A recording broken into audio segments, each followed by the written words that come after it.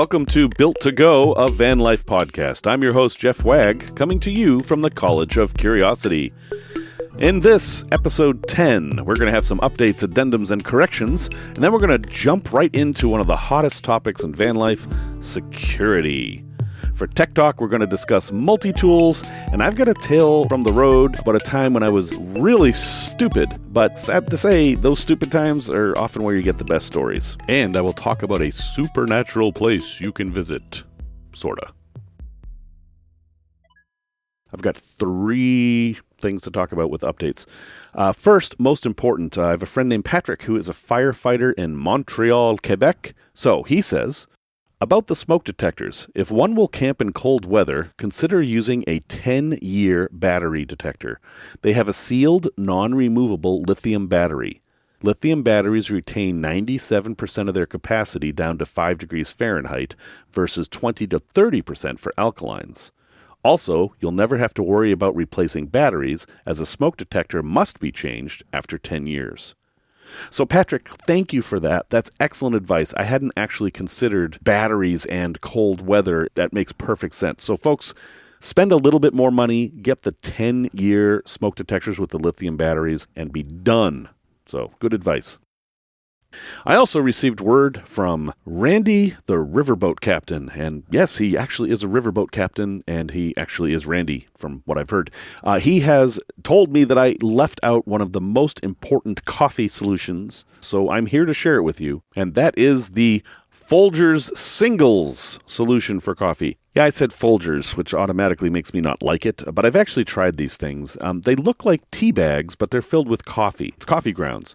And you can kind of get what's going on here is that the tea bag is actually just acting as like a filter. So you boil your water, you pour it in the cup, and you add your coffee tea bag and let it sit for whatever it says on the package, a little less, a little longer, depending on how you like your coffee. Toss that out, and hey, you've got a nice cup of Folgers, which to me is about the lowest form of coffee possible. But again, coffee is a very personal thing. Randy loves these things, and heck, he's a riverboat captain. He should know coffee. So don't be afraid to give them a try. They're very inexpensive. You can get them at grocery stores. They're not hard to find. They're just in the coffee aisle. So thank you for that, Randy. And last but not least, I have to thank Patricia from Florida, who contacted me to say that there was a problem with the volume in the podcast. And yes, she's right. The volume between the different episodes changes dramatically, and also even in the same episode. So I apologize for that. I'm using software called Hindenburg, which is this fancy modern podcasting software that is supposed to take care of all of your levels for you. And what I'm finding is that it actually doesn't. And unlike Audacity that I've used in the past, I don't have a whole lot of control over it. There aren't any knobs I can turn to make things louder. It's a little hard to explain, but at any rate, I am going to figure out if, number 1, I am screwing up and doing something wrong, or number 2, this software just isn't good for what I'm using it for. Either way, I will solve this problem. Thank you, Patricia, for pointing out that I needed to, and I apologize to anybody who was annoyed with me. I was annoyed with me, too. Anybody has any issues, we're at builttogo.com. You can get a hold of me there. And hey, thanks for listening. I mean, really, thank you. It means a lot to me that people would actually spend time listening to me jabber. Now, on with the jabbering. One of the most talked about things among new van lifers is security. How do I stay safe in my van? And again, I will go back to my old maxim. How do you stay safe in your house? And then suddenly when I ask that question, people are like, well, what do you mean? And it's because this is mostly a psychology problem, in my opinion. I don't think you're inherently less safe in a van than you are in a house, taking aside driving it. Driving is inherently unsafe. That is a given. But if you are parked somewhere out of the way in your van at night, are you less safe than you would be in your house? I'm going to say not, because if you're in your van, you have the option of driving away, which you don't have in your house. Also consider that someone can break into your house without you knowing it. If you're asleep in the bedroom, someone could break in through the basement or the attic or the kitchen or whatever and maybe prowl around and you're not even aware of it.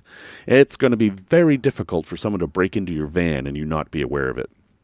Anyway, That said, let's talk about some things you can do to keep yourself safer in a van and the pros and cons of those things. The most effective security device you can have in a van is a dog. Yep, and it's true at home too. A dog is such a deterrent. Not only are people afraid of dogs biting them, which they should be, they're also afraid of the noise dogs make and just having to deal with a dog. If you want to rob someone's van, you don't want to deal with a dog. You just want to steal stuff and go as quickly and quietly as you can. Also, you don't want to deal with a person. Truth is, thieves are not going to want to break in there if they know you're in the van. There's one exception to that, and I've seen this happen to a few folks, sadly, while they were traveling. They have a small van, and they have to take cargo from the back and put it in the front seats so that they can sleep in the back. There have been folks who've had the smash and grab problem where people will just smash the front windows, grab whatever's in the front seat, and then run. Yeah, they'll do that even if you're in the van because they know there's no way you're going to chase them. But even then, a dog may have helped. So if you want to travel with a dog, and I was listening to a Solo Road podcast last week where they basically said, how could you travel without a dog? Yeah, dog is going to keep you safe, or 2, or 3, or there was somebody who even was traveling with 7, I think. Cats, not so much. One of the other things that's talked about a lot is sprays, pepper spray and bear spray. Pepper spray is fairly inexpensive. Bear spray can be a bit more. And the idea is that you spray hot pepper chemical, which is called capsaicin or capsicum, into people's eyes, and it burns so much that it incapacitates them. Doesn't cause any permanent injury, but it gives them something else to worry about rather than attacking you. They are somewhat effective, but it is possible to overcome the burning sensation to keep attacking. And in some cases, if you kind of just get them a little bit, it'll just enrage them. So there are risks with using this stuff. Not only that, it is illegal to take it into Canada. So if you cross the borders, you can have problems with pepper spray. I believe the law in Canada is that it is illegal to own any pepper spray that is designed to be used on humans. But they do allow bear spray. And who's to say you wouldn't use the bear spray on a person? It may not be legal, but it's also not legal to whack somebody in the head with a log. If they're attacking you, I don't think anyone's going to blame you. If you're in bear country, I highly recommend pepper spray. It is more effective than guns at repelling bears. It is a much better solution.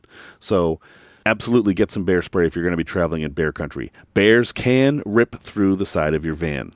Just so you know, I'm not trying to make you feel less safe, but yeah, they are powerful enough to actually rip through the sheet metal of your van if you give them a reason to. So don't. But I said the controversial word, and that is guns. I am recording this in the United States. People love guns in the United States more than any other country.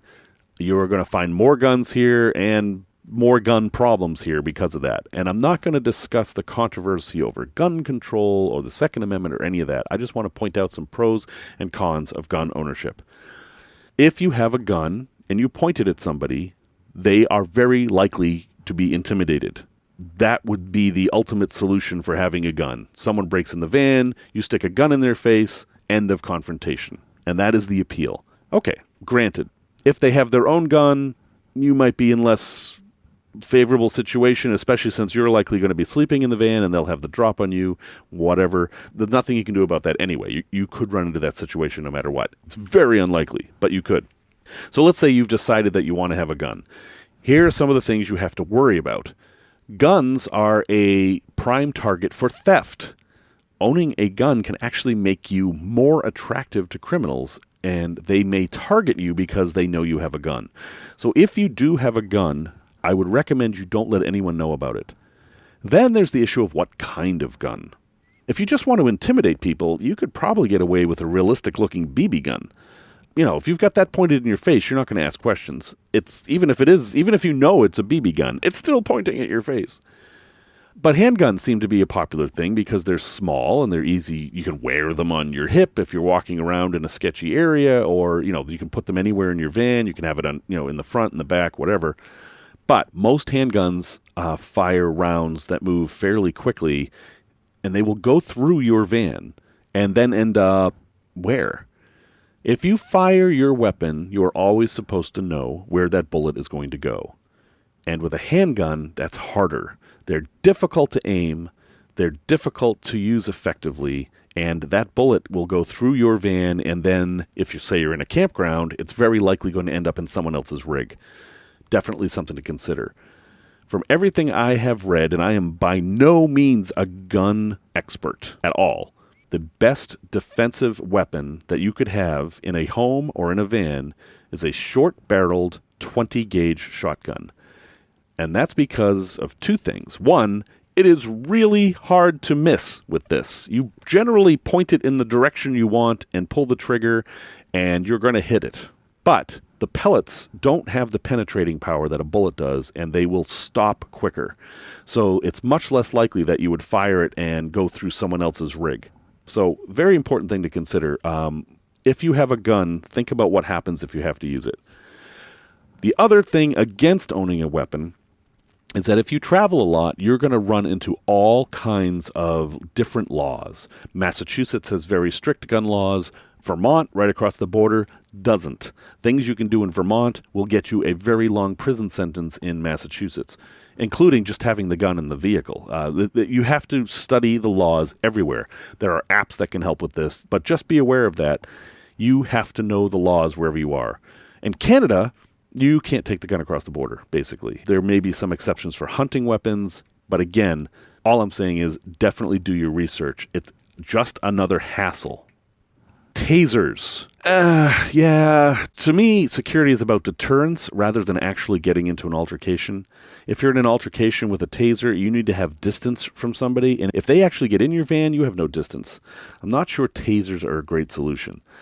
But they're non-lethal, and I'm in favor of that, so it's something to consider. But remember that if someone's close to you, a taser is not great. You've got to have a few feet at least in order to use a taser effectively. I know a lot of people have a hatchet by their bed or a baseball bat.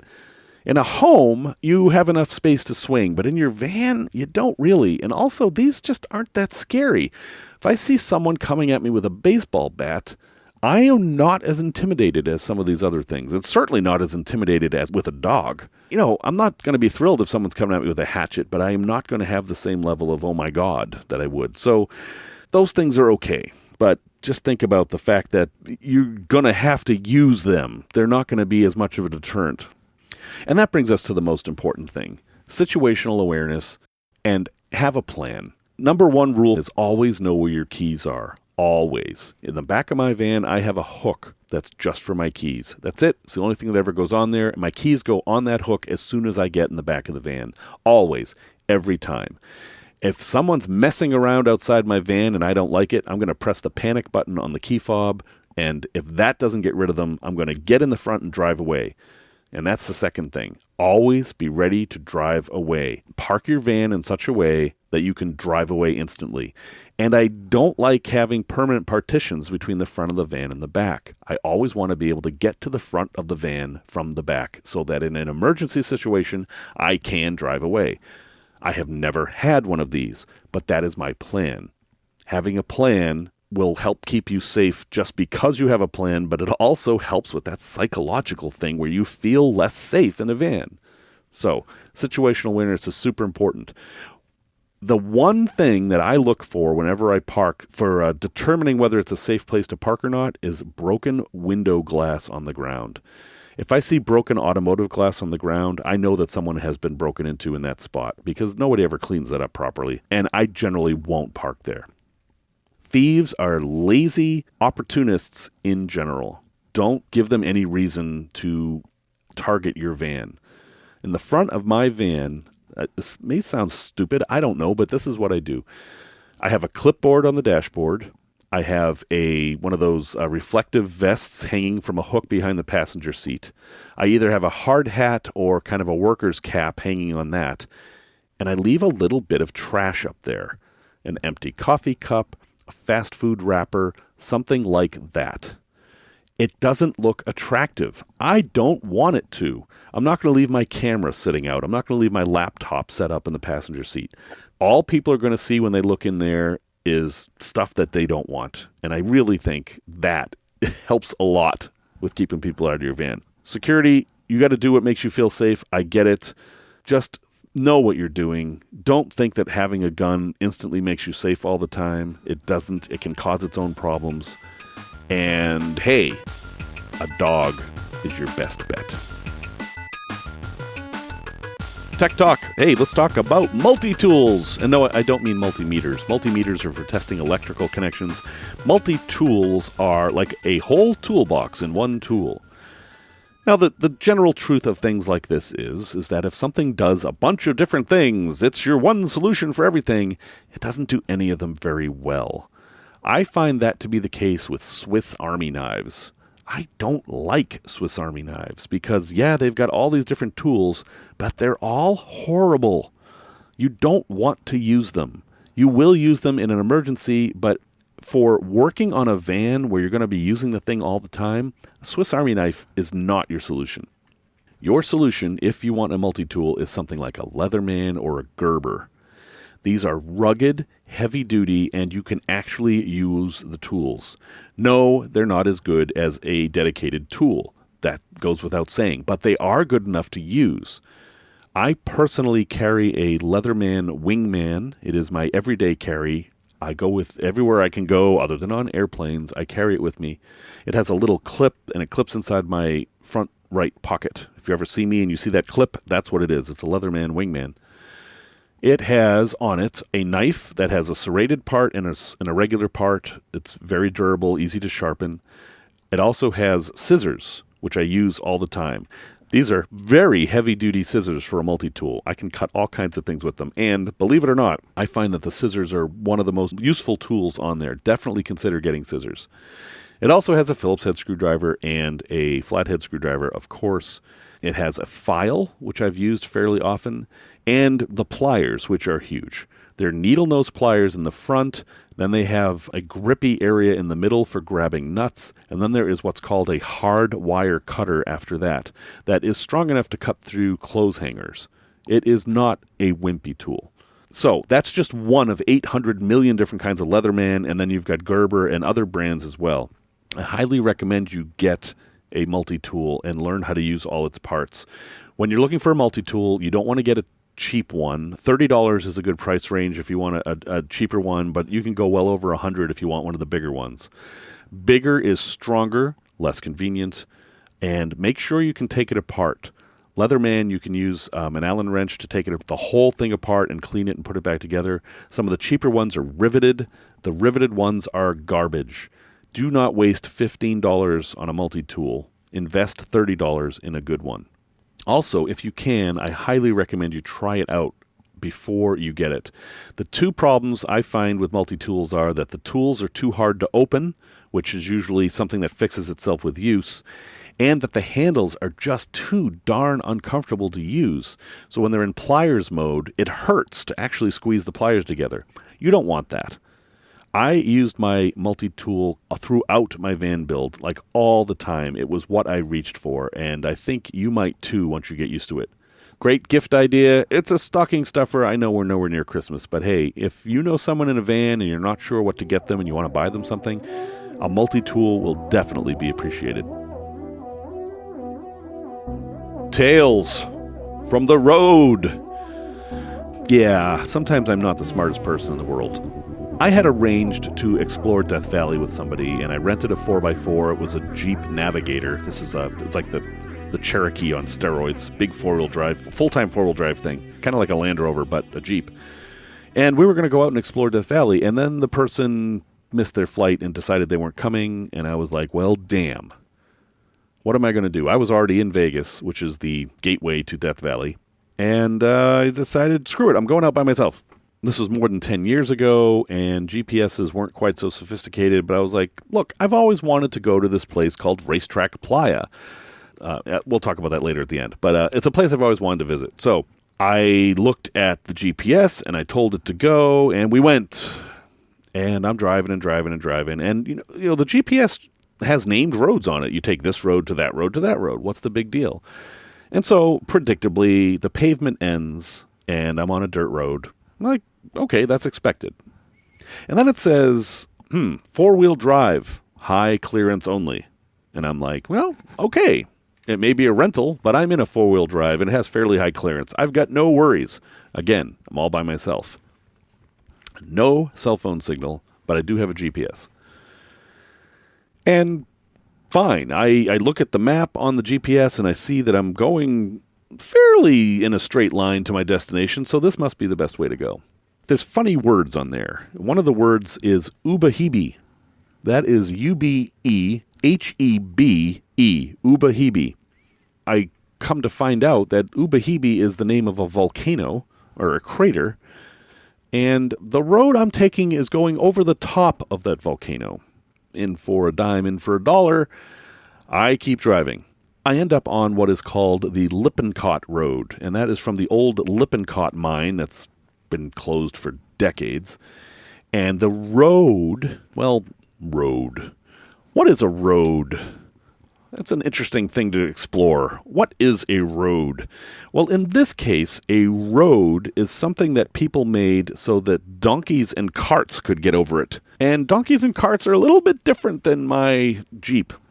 It was basically made out of boulders the size of basketballs, with no fill in between.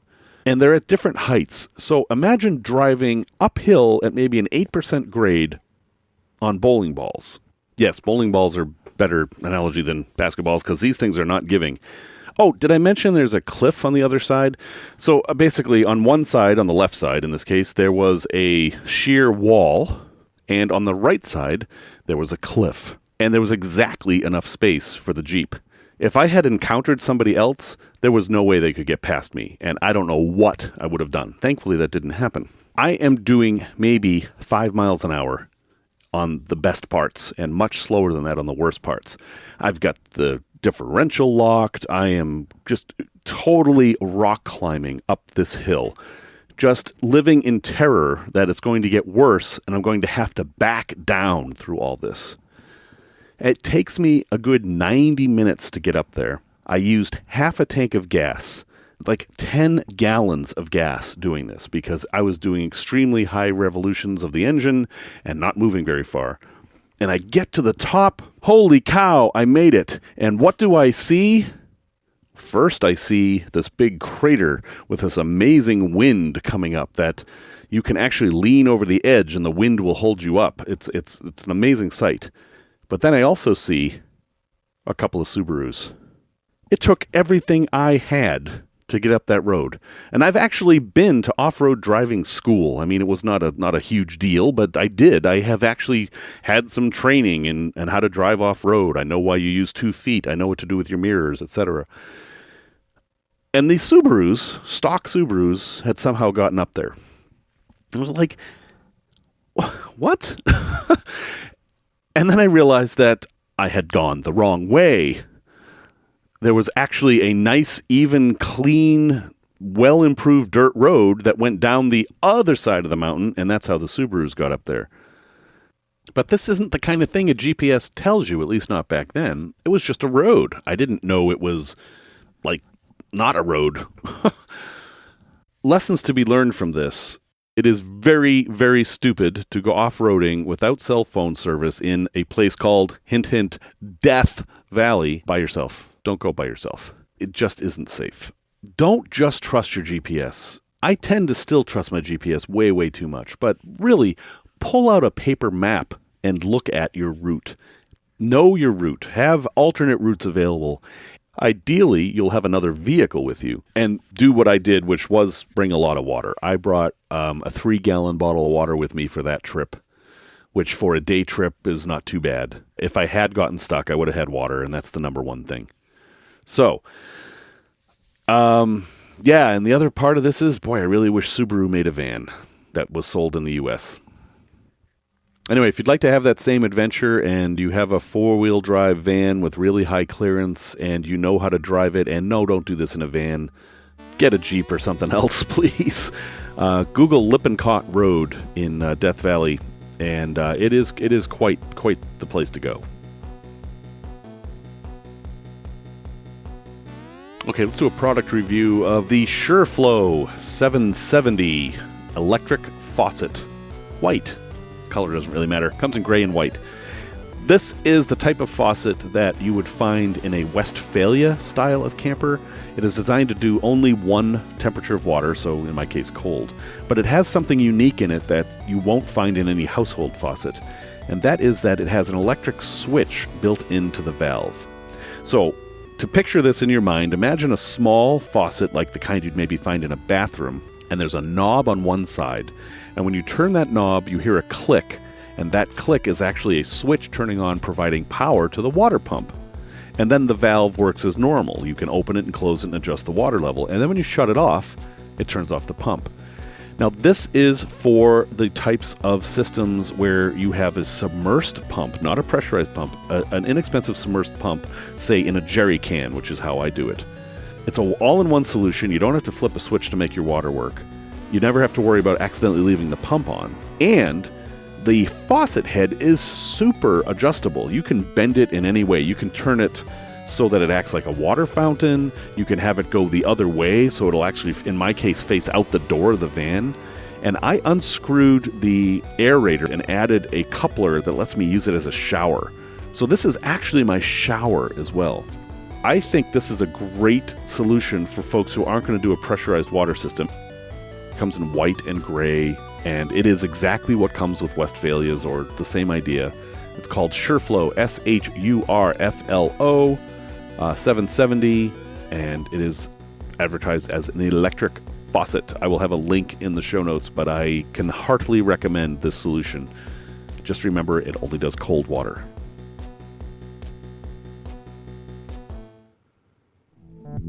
Okay, a place to visit. I got to talk about Racetrack Playa. Very quickly, a playa is basically, it means a beach or a flat area. Playa del Carmen, you've heard of. It's just Spanish for kind of a beach, flat area. And Racetrack Playa is in the middle of Death Valley. It's actually in California. And it's this big, flat area that kind of looks like a racetrack. In fact, there's a big rock in there called the Grandstand. So you kind of feel like you're in the middle of like a NASCAR racetrack. And it would not be all that exceptional, other than the fact that when you look down, you see a strange phenomenon that for many years people thought was supernatural. And that is that the stones, there's rocks out there, they're all different size rocks, but they move. That isn't that you can see them move, you can see that they have moved. They left trails behind them. In the mud or in the dirt, because there actually isn't mud there most of the time when you're going to be seeing it. And some of these are miles long. So imagine this. You're standing out there in this big wide open area, and there is a rock the size of, hey, a bowling ball, since we're going with that theme. And there is a trail behind it, and it stretches off a mile into the distance. Not only that, it changes direction. Halfway in the middle of that mile, it takes a right turn. And all the rocks have done this.